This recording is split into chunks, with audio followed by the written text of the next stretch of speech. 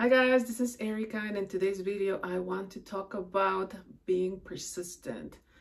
I want to talk about how to not accept no for an answer and to be stubborn to get your desires, whatever it is. But before we start, I want to remind you that we are giving away a free course called How to Find Your Blocks to Manifest Anything Fast. All the details are down below.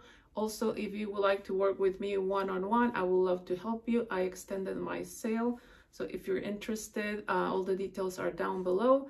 And I also have a couple of affirmation tracks that have been really good, really helpful to a lot of people that were stuck in the manifestation process of an SP and how to manifest commitment. So if you are interested, also all the details are down below as well. But let's start with this video. So I wanted to talk about this subject because I feel like a lot of people want to give up when they do not see what they want manifested. When they are still seeing, for example, their specific person saying no to them, or still, ghosting them or not talking to them, or when someone is manifesting maybe a job or a promotion and they're not getting it and they get frustrated because they're still not getting it. So what I will recommend you doing, and this is why I wanted to do this video, is do not take no for an answer. I want you to be stubborn. And if, for example, if you want that specific job and they said no to you already, do not accept no for an answer. Do not, because be stubborn. Say, I don't care that they're saying no to me. I don't care that maybe there's no positions open right now. I don't care. Really be stubborn and say, I don't care, that job is mine.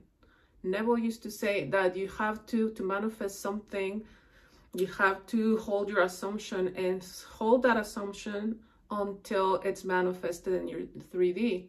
And if one person has to move, or 100 or however many, they will move for you to have your assumption. But you have to be persistent, you have to be stubborn. You have to. That is one of the qualities that I remember my mom telling me, that I was always really stubborn when I really wanted something. For example, if I wanted to go out to a party and she was like, no, you can't go, I'll be like, Mom, please, please, please, please, please. And I wouldn't stop until she'd be like, just go. I don't care. So I really wanted to go. Or for example, when I was learning how to skate, rollerblade, and I will fall and I will get up, and I will fall and I will get up, and I will fall and I will get up, and my mom will feel so bad for me that she would just wrap around cushions from the couch because she didn't want me to be in pain. Or I remember one time, like, I really wanted to learn how to whistle, and apparently I was whistling all night until I was able to whistle because I really wanted to get it. So I want you to be like that. When you want something or someone, be stubborn. Do not take no for an answer. I have talked about, like, when I was manifesting my visa, I was getting couple of no's from the consulate of the United States. Like, this government agency is telling me, no, we're not going to give you a visa. What did I say? No, I was stubborn. I'm like, I don't know how it's going to happen. I don't care how it's going to happen, but it's going to happen. And I got my visa the third time that I tried. And again, when I persisted in that assumption that I don't care how it's going to happen, but I'm going to get that visa, things had to move for me. And I was invited to go to Switzerland for free. And that was my bridge of incidents that helped me manifest that visa. The third time that I applied, they gave me the visa because they saw that I had gone to another country and came back. And they gave me the visa. But see, I was stubborn. I didn't take no for an answer. And I've done it in multiple scenarios with specific people, like with a job as well. I always wanted to do that specific job. It's not this one, it's a different job. Back then, I really wanted to do that job. And there was not an opening, but I'm like, I don't care. I'm going to end up doing that. And then there was an opening. I applied. They said no to me because I didn't have the qualifications. I'm like, I don't care. That job is mine. See, I was stubborn. And apparently they interviewed other people. They didn't like those people. They came back to me because, again, that was my bridge. People had to move. Like, the people that interviewed for that job, they were not good enough, I guess. But I was. And they, maybe they were not prepared. But those people, they had to show up that way for me to get my manifestation, my desire. And that job was mine. I also remember when I was like younger, I would go to like the dance clubs, and I was like, if I will see a guy that was good looking to me, I'm like, I'm gonna be with him tonight. I'm gonna dance with him tonight. I'm gonna kiss him tonight, and it will happen because I was stubborn, and it will happen. It's like claim what you want to happen. Remember, you're the only one who's in control of your reality, and people show up according to how you're thinking. So with the job, I was like, that's my job, and people had to show up the way that I was thinking. Same with the visa. Same with, you know, guys that I will find cute or whatever. So I want you to be the same. I want you to be stubborn and do not take no for an answer. Now, Neville also used to talk about do not take no for an answer. And in fact, there's a lecture that I will recommend you guys to find it and read it. It's really good. That's where like he's talking about when he wanted to get divorced from his first wife because he had met the love of his life and he wanted to marry her, but he was still married to the other lady. And he will just imagine himself married to the love of his life, like, because I think the other lady, she didn't want to give him the divorce. And he persisted imagining like that he was getting married to the love of his life. And there was a bunch of things that happened for the first wife to be like, I'm gonna give you the divorce, because he persisted in the assumption that I don't care that she's saying no to me, like I'm getting married to the love of my life, and it happened. So the lecture is called Brazen Impudence, and I'll tell you the year, but I don't want to move my cursor because I don't want to lose the part where I want to read you some parts of the story. But yeah, I'll tell you before I end the video. But he's talking, he in this lecture he talks about that story about how he manifested getting the divorce from his first wife, and then he says, I tell this story only to illustrate a principle. You do not need to ask anyone to aid you in the answer to a prayer, for the simple reason that God is omnipotent and omniscient. Sorry, my accent. He is in you as you own wonderful I amness. Okay? Everyone on the outside is your servant, your slave, ready and able to do your will. All you need to do is know what you want. Construct the scene which will imply the fulfillment of your desire. Enter the scene and remain there.